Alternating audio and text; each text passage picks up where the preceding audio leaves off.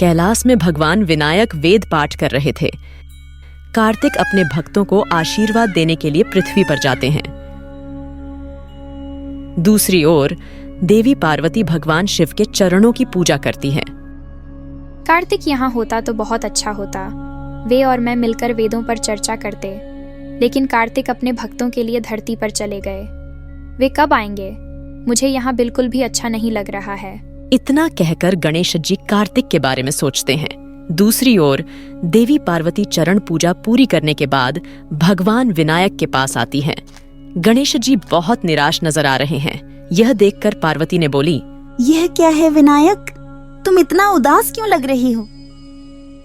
अगर कार्तिक इस टाइम कैलाश में होता तो बहुत अच्छा होता। मैं भाई का इंतजार कर रहा हूँ माँ। अरे बेटा, कार्तिक जल्द ही लौटेंगे।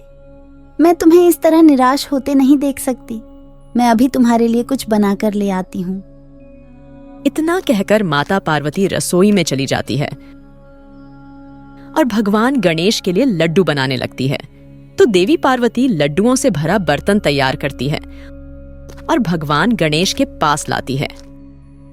गणेश जी ने लड्डुओं को छककर यह कहा, अरे माँ, यह लड्डू तो बहुत ही स्वादिष्ट है।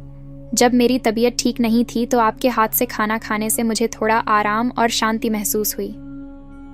यह तो मैं भी जानती हूँ विनायक, इसलिए मैं जल्दी से रसोई में गई और तुम्हारे लिए ये लड्डू तैयार कर दिए। तुम खुश हो ना बेटा? इस प्रकार पार्वती और गणेश बात करते रहते हैं। इसी बीच कार्तिक कैलाश में लौट आते हैं। कार्तिक को देखकर काफी खुश लग रहा था। क्या तुम आ गए कार्तिक? मैं तुम्हारा इंतजार कर रहा था। कैलाश में कभी तुम रहते हो पर मैं नहीं रहता, और कभी मैं रहता हूँ पर तुम नहीं रहते। मेरा कैलाश में अच्छा नहीं लगता। अरे भाई, मेरा दुनिया में एक परिवार है। मेरे परिवार के सभी सदस्य मेरे बहुत बड़े भक्त हैं। मेरे द्वारा उन्हें बहुत प्यार किया जाता है। उनमें मैंने निस्वार्थ भक्ति और प्रेम देखा। दुर्भाग्य से उनका परिवार संकट में था, इसलिए मैं धरती पर गया और उनके परिवार का समर्थन किया। इसलिए मुझे आने में थोड़ा देर हो गया भाई। अरे भाई, क्या तुम उनमें निस्वार्थ भक्ति देखी है? वास्तविक निस्वार्थ भक्ति क्या है भाई?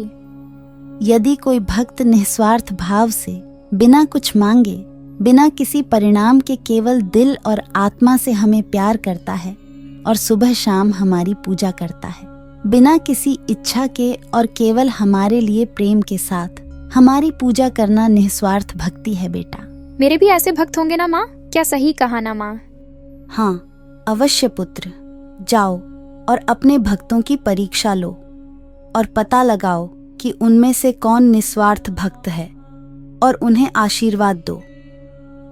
जैसा कि देवी पार्वती ने कहा था, भगवान गणेश अपने निस्वार्थ भक्तों की तलाश में पृथ्वी पर गए। इस प्रकार गणेश पृथ्वी में प्रवेश करते हैं। यदि मैं भक्तों को अपने वास्तविक रूप में दर्शन देता हूँ तो वे मेरी पूजा करना शुरू कर देंगे और मेरे साथ बहुत शिष्टाचार और सम्मान करने लगेंगे। इसीलिए मैं अपने वास्तविक रूप में नहीं, छद्मवेश में जाता हूँ।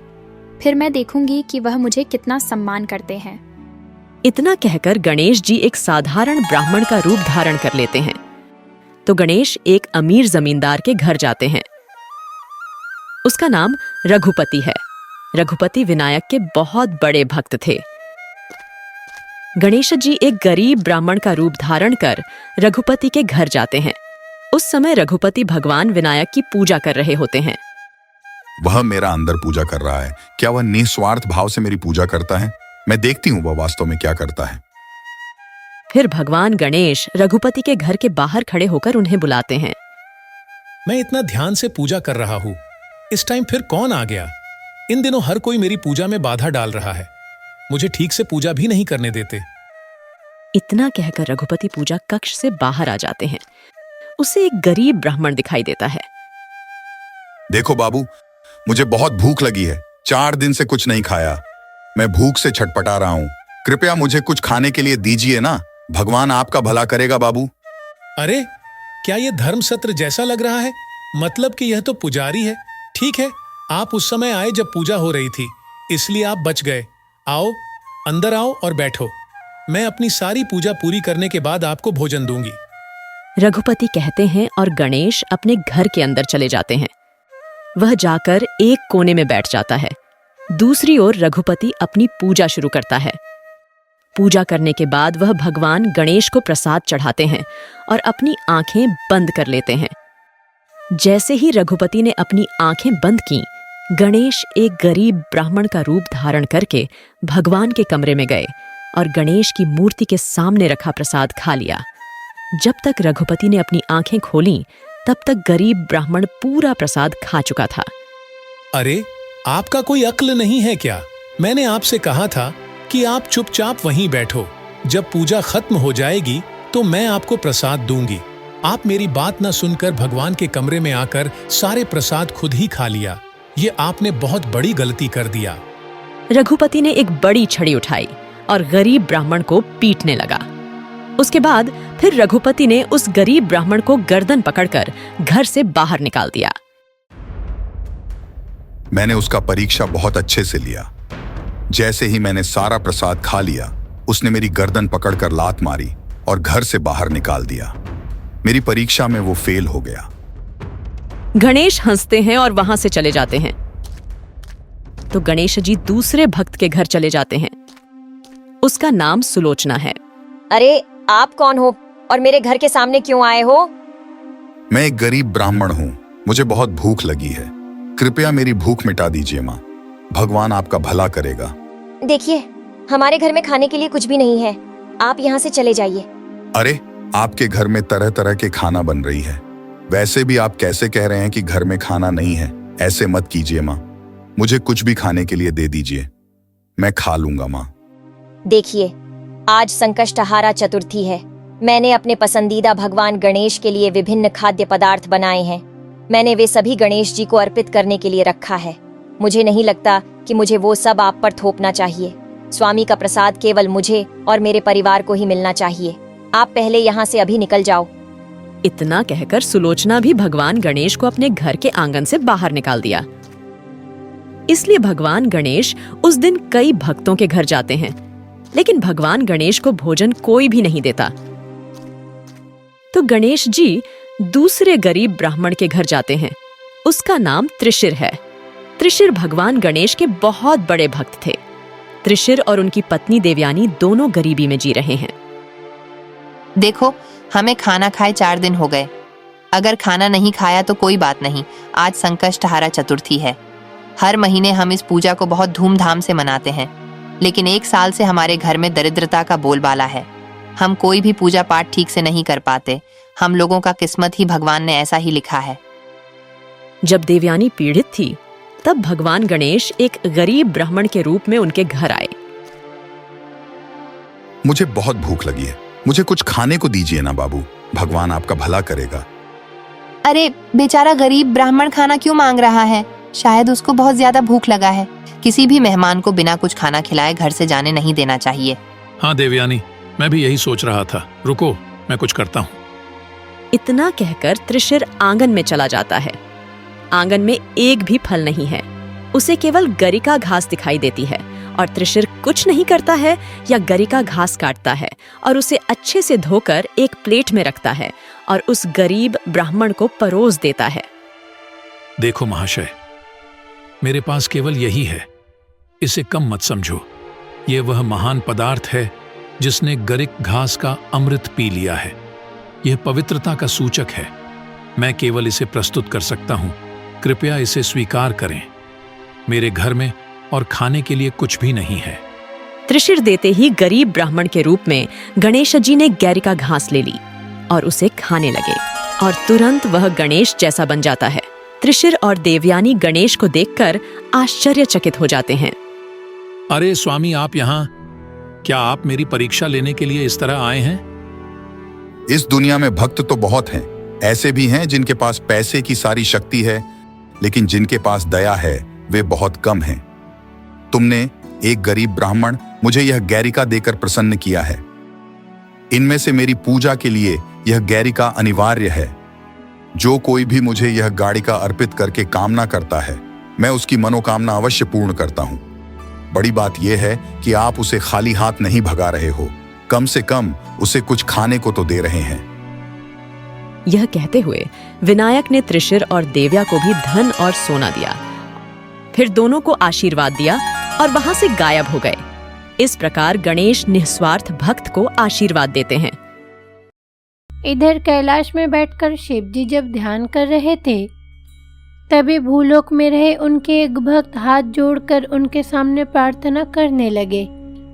उनकी प्रार्थना सुनकर स्वामी उसका रक्षा करने के लिए भूलोक में चले जाते हैं। इधर पार्वती देवी अपने 2 बेटों के साथ कैलाश में रहने लगी। प्यारे बच्चों, तुम्हारे पिताश्री अभी कैलाश में नहीं हैं। उन्हें अभी अपने भक्त की रक्षा करने के लिए भूलोक में जाना है। अभी हम तीनों को ये पूरा कैलाश का ध्यान रखना है। आप परेशान मत होइए, मैं और मेरे भाई दोनों अच्छे से पूरा कैलाश का ख्याल रखेंगे। अरे बच्चे सुनो, भूलोक में रहे मेरे एक भक्त बहुत बड़े मुसीबत में है। मुझे अभी उसे रक्षा करने के लिए भूलोक में जाना है। इसलिए बच्चों, तुम लोग अपना ख्याल रखना। जब तक मैं भूलोक से वापस ना आऊं, तुम लोग पूरा कैलाश का ख्याल रखना। ये बोलकर पार्वती देवी भूलोक में चली जाती है। अब पूरा कैलाश में कार्तिक और विनायक दोनों भाई अकेले रहते हैं। अरे भाई, माता पिता दोनों ही कैलाश छोड़ के अपने भक्तों का रक्षा करने के लिए चले गए। अब तो पूरा कैलाश में हम लोग दोनों अकेले रह गए, है ना भाई? हाँ कार्तिकेय, इस वक्त हमें कैलाश में किसी को भी आने देना नहीं चाहिए। सुना है कि कैलाश में बहुत सारा दानव भी है। इसलिए कार्तिक मेरे भाई, हमें ख्याल रखना है कि कैलाश में कोई भी राक्षस नहीं आ पाए। ऐसे बोलकर कार्तिक और विनायक दोनों भाई मिलकर पूरा कैलाश में पहरेदारी करने लगे। कुछ देर बाद जो पार्वती देवी अपने भक्त को बचाने गई थी, वो कैलाश में वापस आई।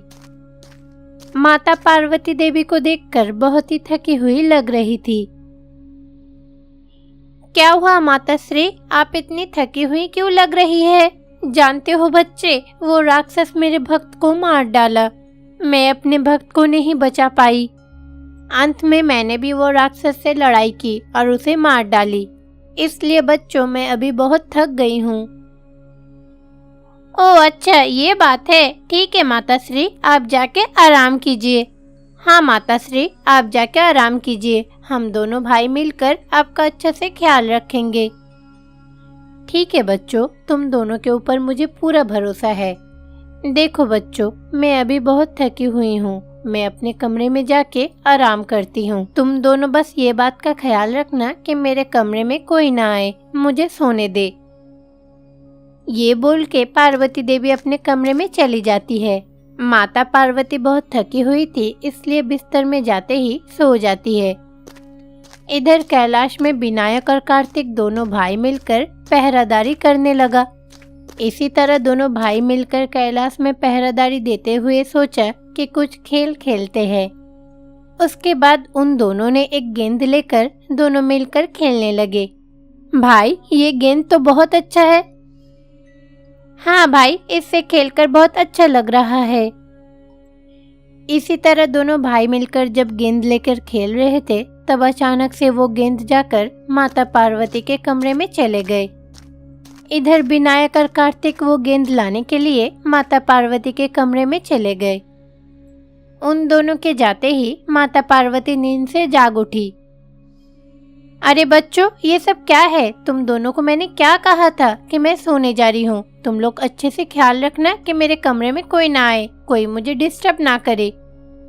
माता श्री, हमें क्षमा कर दीजिए, हम यहाँ जानबूझकर नहीं आए। हाँ माता श्री, हम आपको परेशान नहीं करना चाहते थे। असल में हम लोग खेलते खेलते गेंद आके आपके कमरे में गिरा।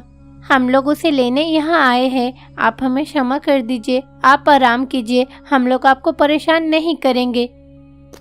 ऐसे बोलकर वो दोनों भाई मिलकर गेंद लेकर माता पार्वती के कमरे से बाहर निकल जाते हैं। फिर जाकर दोनों भाई अपने काम पे लग जाते हैं। भाई कार्तिकेय, हमारे कारण माता श्री को बहुत परेशानी हुई है। ऐसी गलती और कभी हम लोग नहीं करेंगे।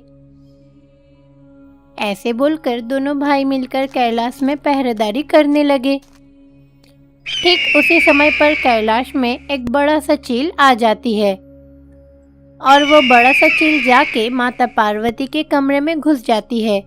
अरे भाई देखो ना, वो चील तो माता के कमरे में जा रही है, चलो पकड़ते हैं। इधर दोनों भाई मिलकर वो चील को पकड़ने का कोशिश करता है, मगर वो चील माता के कमरे में घुस जाती है। वो चील जाकर माता श्री के कमरे में चारों तरफ घूमने लगी, जिसके कारण माता श्री जाग उठी। इधर दोनों भाई मिलकर वो चील को माता के कमरे से भगा दिया। माता पार्वती ये सब कुछ देखकर बहुत ही डर जाती है। अरे बच्चों, ये आवाज किस चीज की थी और इतनी बड़ी चील कैसे घुसी कैलाश में? तुम दोनों को अच्छे से कैलाश का ख्याल रखने बोले थे। माँ, ये सब कैसे हो गया मुझे समझ नहीं आया। मगर बच्चों, मैं सब कुछ समझ गई हूँ। तुम लोग कितने लापरवाही से काम कर रहे थे वो मैंने देख लिया। इतनी बड़ी चील कैलाश में कैसे घुसे? तुम लोग कहाँ थे? तुम लोग ख्याल नहीं रख सकते थे? अगर वो चील जाकर तुम्हारे पिताश्री के कुछ सामान को छू लेते तो उन्हें तो बहुत गुस्सा आ जाता। माता, हमें क्षमा कर दीजिए, अब ऐसी गलती नहीं करेंगे। सुनो बच्चों, तुम दोनों को मैं अब आखिरी मौका देती हूँ। तुम लोग अब अच्छे से कैलाश का ख्याल रखो। अब मैं सोने जा रही हूँ। अगर अब मुझे कोई परेशान किया ना तो मैं तुम दोनों को सजा दूंगी। मैं बहुत थक गई हूँ, अभी मैं सोने जाती हूँ, ठीक है? इसी तरह माता श्री से डांट खाने के बाद दोनों भाई मायूस होकर कैलाश के बाहर आ गए। अरे भाई कार्तिक, इससे पहले तो हम लोग ऐसे गलती कभी नहीं किए, आज अचानक से हमसे इतनी बड़ी गलती कैसे हो गया है? माता श्री बहुत गुस्से में है, अभी हम दोनों को अच्छे से काम करना है। हाँ भाई, इस बार अगर कोई गलती करेंगे ना तो माता श्री बोली है कि सजा देगी। इसी तरह दोनों भाई मिलकर कैलाश की अच्छे तरह से देखभाल करने लगे। इसी तरह दोनों भाई जब पहरेदारी कर रहे थे तभी एक काला कौवा अपने जादुई शक्ति के द्वारा कैलाश में घुस गए। वास्तव में वो कौवा एक राक्षस था, उसका नाम था काकाशुड्डू। वो राक्षस जादुई शक्ति द्वारा कौवा बनकर कैलाश में घुस जाता है। इधर विनायक और कार्तिकेय उसे पहचान नहीं पाया। काकाशुड्डू वो राक्षस काका करते करते पूरा कैलाश के चारों तरफ घूमने लगे। अरे ये सब क्या हो रहा है? ये कौवा कैसे कैलाश में घुस गया? विनायक और कार्तिकेय दोनों मिलकर वो कौवा को पकड़ने का कोशिश करता है, पर दोनों भाई उसे पकड़ नहीं पाता है। उस कौवा का आवाज सुनकर पार्वती देवी नींद से जाग उठी। इस बार पार्वती देवी बहुत गुस्सा हो गई, गुस्से से अपने कमरे से बाहर निकल आई। अरे बच्चों, तुम दोनों एक कौवे को रोक नहीं पाए? तुम दोनों के ऊपर ये काम छोड़कर मैंने बहुत बड़ी गलती की है। इधर वो काला कौवा जाकर जहाँ शिव जी बैठकर ध्यान करते हैं वहाँ रखे हुए डमरू लेकर भाग जाता है। देखो बच्चों, वो डमरू तुम्हारे पिताश्री बहुत पसंद करते हैं और वो डमरू को लेकर वो काला कौवा भाग गया है। अब मैं नहीं जानती, तुम दोनों जैसे भी करके वो कौवे से जाके डमरू लेकर आओ। तुम्हारे पिताश्री को डमरू के बारे में पता चला तो वो गुस्सा होंगे। इसी तरह पार्वती देवी बच्चों के ऊपर गुस्सा निकालती है। माता श्री के बातें सुनकर दोनों भाई अपने वाहन लेकर कौवे के खोज में निकल पड़ता है। वो काला कौवा डमरू लेकर जंगल के ओर जाने लगा। जाते जाते जंगल में रहे एक बड़ा सा गुफा के अंदर कौवा घुस गया। ये सब कुछ देखकर दोनों भाई फिर वो गुफा के सामने चले जाते हैं। फिर दोनों गुफा के अंदर चले जाते हैं। उन्हें देखकर वो काला कौवा बड़ा राक्षस में बदल जाते हैं। तुम लोगों को क्या लगा मैं एक साधारण कौवा हूँ? नहीं, मैं कोई कौवा नहीं हूँ, मैं एक दानव हूँ, मैं एक राक्षस हूँ। मेरे पिताजी ने मुझे बोला था कि तेरे मौत इस डमरू की वजह से होगा। जब मैंने देखा कि भगवान शिव अभी कैलाश में नहीं है, इसी मौका का फायदा उठाकर मैंने डमरू चुरा लिया। मुझे अब कोई नहीं मार सकता, तुम लोग भी नहीं। मेरा पास अभी तुम्हारा पिताजी का डमरू है, तुम लोग भी मुझे मार नहीं सकते। तुम्हारा पिताश्री ने जो कहा है आज हम वो सच करके रहेंगे, तुम्हें नहीं छोड़ेंगे। तुमने हिम्मत कैसे की मेरी पिताश्री का डमरू चोरी करने का? अब हम दोनों भाई मिलकर तुम्हें खत्म कर देंगे, तुम्हें नहीं छोड़ेंगे। ऐसे ही उस राक्षस के साथ विनायक और कार्तिक दोनों भाई लड़ाई करने लगे। काफी देर तक लड़ाई करने के बाद दोनों भाई मिलकर राक्षस को हरा देता है। फिर वो डमरू लेकर दोनों भाई कैलाश में पहुंच जाता है। इधर माता पार्वती कैलाश में उन्हें आशीर्वाद देती है, फिर बच्चों को अंदर बुलाती है। माँ, अब तो आप हमसे नाराज नहीं हो ना? नहीं बच्चों, मैं तुम दोनों के ऊपर बिल्कुल भी नाराज नहीं हूँ। मैं तो नाराज होने का नाटक कर रही थी। ये तो भगवान का आदेश था। वो काकासुर्डू जैसे खतरनाक राक्षस का निधन तुम दोनों भाई के हाथों ही होना था। इसीलिए तो मैंने जानबूझकर डमरू लाने तुम्हें वहाँ भेजी। और देखो बच्चों, तुम लोग वो राक्षस को मार के वापस आ गए। इसी तरह पार्वती देवी असल विषय के बारे में अपने बच्चों को बताती है। इधर महादेव शिव जी भी भूलोक का काम खत्म करके कैलाश में आ जाते हैं।